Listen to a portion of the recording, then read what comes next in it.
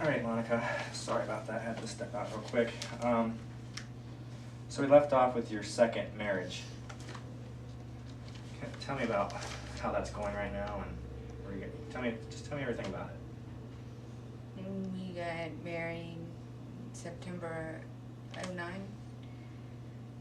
We were only together for maybe about eight months or so before we got married. He does have a lot of health problems, which I didn't think was going to really make a difference or cause trouble in our relationship, but right for the past year we've had a lot of ups and downs, just dealing with his health and trying to get him better, and him and my daughter don't have the closest relationship.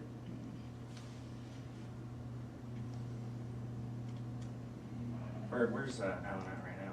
Why didn't he come with you? He's working. Would he have came with you had you know you had a counseling appointment today? Or would he come with you in the future? Yeah. Okay.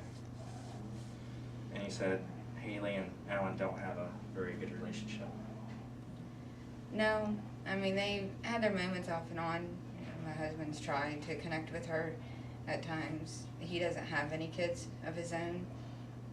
So I think in a lot of aspects he doesn't understand, you know, how kids can be, or, you know, stuff like that. And my daughter isn't the most opening, you know, person. She can be very, you know, stubborn, and she's a teenager, and There you go. so. That's what teenagers are. Yeah. What are they? I mean, are you around them most of the time, or do you kind of feel like you're the pillow in between two people, or the buffer? Well, yeah, it definitely felt like that a lot of times. Lately, you know, I quit caring so much or trying to get them to have a relationship. I just leave that up to them too, you know, to do it. I try not to get so, you know, worried about it, or trying to always keep the peace, but. And you're currently working, correct? Yes. And what do you do for a living? Nurse assistant. Nurse assistant at a hospital, nursing home? At a nursing home. Okay. How long have you been doing that? 11 years. Wow. Okay. Does he currently work, Alan, your husband? Yes. Okay. So, basically, if I can understand this right, let me make sure, stop me if I'm wrong at any point. You got married kind of quickly. This individual, he had some health problems. But I take it everything else was happy and current, and then of course as you guys delved into your marriage, Haley had some animosity, or they both had animosity towards each other, or? Yeah, I think a lot of times he didn't know how to take her, sometimes her actions, or by her not saying things, or by the way she would respond to some stuff, you know. I think with him not really being around kids that much, you know, he didn't know how to take her, you know, a lot of times. And she's more into her friends, of course, you know, than she is family, like most teenagers. So she's usually busy hanging out with her friends and stuff. That's very common. As teenagers, they start becoming more individual. They branch out to their friends more than they do their family. It's not uncommon, not at all. It's actually very normal and healthy for teenagers to start becoming individualized and being their own person. Speaking about Haley and her dad, what is the relationship with her father? I've always had a pretty close relationship. He was still more of like the playmate, the good friend. When she was younger, you know, he had the dad role, you know, but as she got older, they became more like buddies, to where I was more the one to discipline and make sure everything was taken care of. Then he got in some trouble there a few years ago. Spent 2 years in jail. So that took. So even though they have like a friendship bond for the past couple years, Haley and her dad haven't been around each other. For those 2 years now, they only seen each other like once. What about before he went to prison? Was he around all the time then? And when I lived in New Martinsville, still in the hometown, they've seen each other a good bit. A lot of times it's just because I had either work or I was back in school, and he'd watch her, you know, when I had that, or he had her sometimes on the weekends. There for a while, she actually lived with her dad, and How did that work? Obviously, she lives with you now. Did she live with you because he went to prison, or did she live with you out of a decision? you know, Come back she here. basically had to come back with me because he went to jail.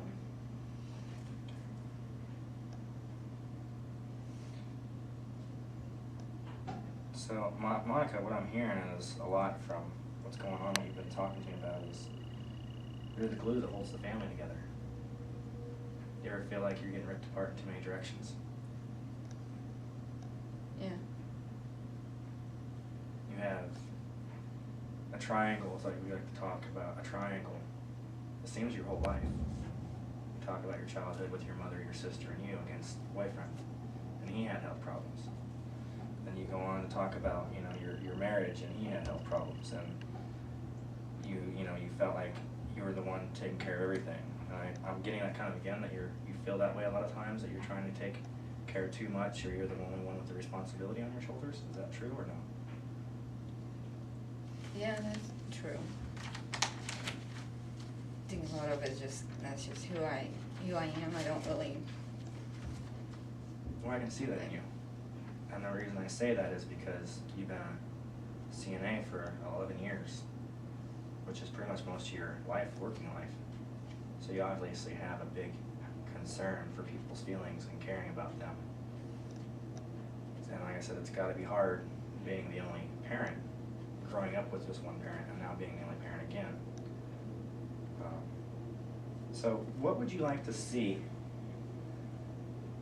come out of these counseling sessions? How would you, I mean, what would be the ultimate goal? Say, you walk in here and say, hey, Mr. Martins, this has helped me so much.